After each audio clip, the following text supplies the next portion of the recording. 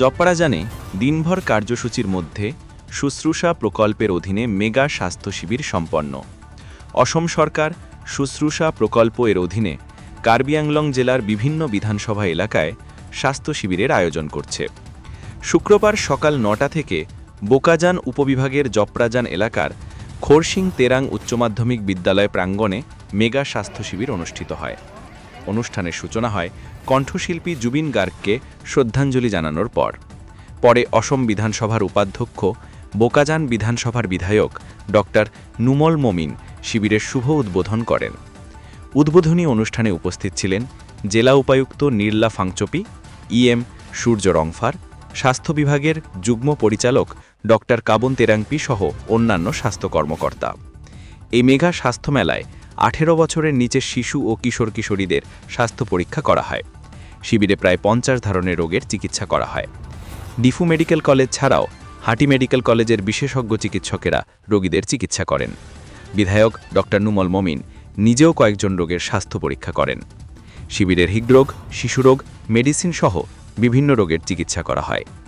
জানা গেছে আগামী 23 অক্টোবর হাওড়াঘাট বিধানসভা এলাকায় এবং 30 অক্টোবর ডিফু বিধানসভা এলাকায়ও একই ধরনের স্বাস্থ্য শিবিরের আয়োজন করা হবে।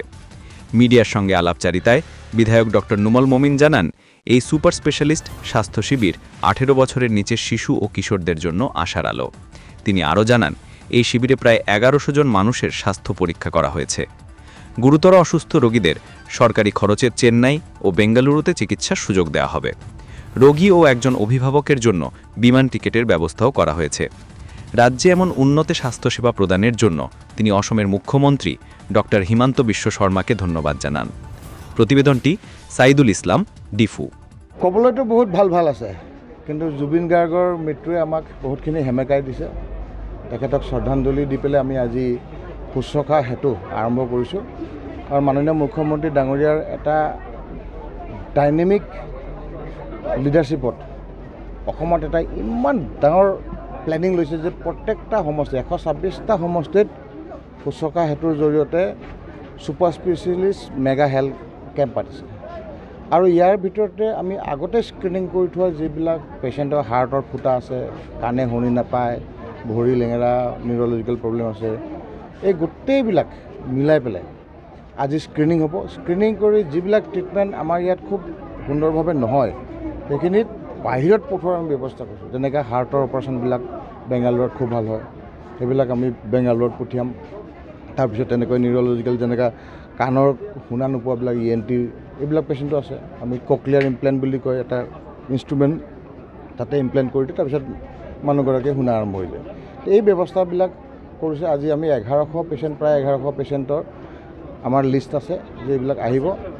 তাৰে ভিতৰত যিখিনি পেচেণ্টৰ অপাৰেশ্যন লাগে বুলি আমি স্ক্ৰিনিঙৰ পৰা ভাবে আমি এইটো ৰিফাৰ কৰিম গুৱাহাটীলৈ। গুৱাহাটীৰ পৰা চেনেলাইজ কৰি চৰকাৰী ব্যৱস্থাত এই পেচেণ্ট আৰু এটা এটেণ্ডেণ্ট ফ্লাইটৰ ভাড়া দি পেলাই আমি বেংগালুৰু, বম্বে, চেন্নাই বেলেগ বেলেগ জেগাত নি অপাৰেশ্যন কৰি এই গোটেই বছৰটো আমাৰ এই অভিযান চলি থাকিব। আৰু যেতিয়াই শেষ হৈ যাব অভিযানটো শেষ, আমি স্ক্ৰিনিং কৰা তাৰপিছত আকৌ চলিব। আৰু এটা আমাৰ যিটো অসম চৰকাৰৰ ব্যৱস্থা আছেই, হাৰ্টৰ ফুটা থকা বা কিবা থকা বাচ্চাবিলাক গুৱাহাটী মেডিকেল কলেজত গৈ পেলাই তাৰ পৰা এটা প্ৰচেছ কৰি পেলাই বেংগালুৰুত পঠিয়াই দিয়া। এইটো বহুত আগৰ পৰাই মাননীয় মুখ্যমন্ত্ৰী যেতিয়া স্বাস্থ্যমন্ত্ৰী আছিলে তেতিয়াৰ পৰাই এইটো ব্যৱস্থা আৰম্ভ কৰিছে আৰু কণ্টিনিউ হৈছে আৰু আগলৈও কণ্টিনিউ হৈ থাকিব। আজি কাৰ্বি আংলঙৰ বোকাজান বিধানসভা সমষ্টিত খৰচিং তেৰাং হাইস্কুলৰ প্ৰাংগণত আমি যি আজি মেগা হেল্থ কেম্প পাতিছোঁ, তাৰ পৰা আমাৰ দুখীয়া লোকৰ কাৰণে খুব উপকাৰ হ'ব। আৰু যিটো ভাবিব নোৱাৰা, দুখীয়া মানুহে এইটো অপাৰেশ্যন কেতিয়াও ভাবিব নোৱাৰে। 4 লাখ, 5 লাখ, 10 লাখ টকা লাগে অপাৰেশ্যন, এইটো আমি ফ্ৰীত কৰাই আনিম।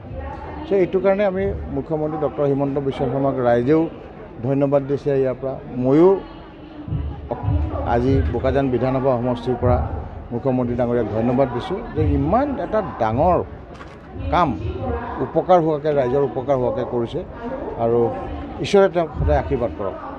আজি এণ্টায়াৰ বোকাজান সমষ্টিৰ এইটো প্ৰত্যেকটা সমষ্টিতে কৰিছে। বোকাজান সমষ্টিৰ আজি ডেট পৰিছিলে, আমাৰ DC বাইদেউ আছে, জইণ্ট ডিৰেক্টৰ বাইদেউ আছে, গোটেই এটা coordination, health department, district administration, তাৰপিছত আমাৰ গভৰ্ণমেণ্ট গোটেই মিলি এটা কোঅৰ্ডিনেটেড আমি যিটো ছিষ্টেমটো বনাই লৈছোঁ।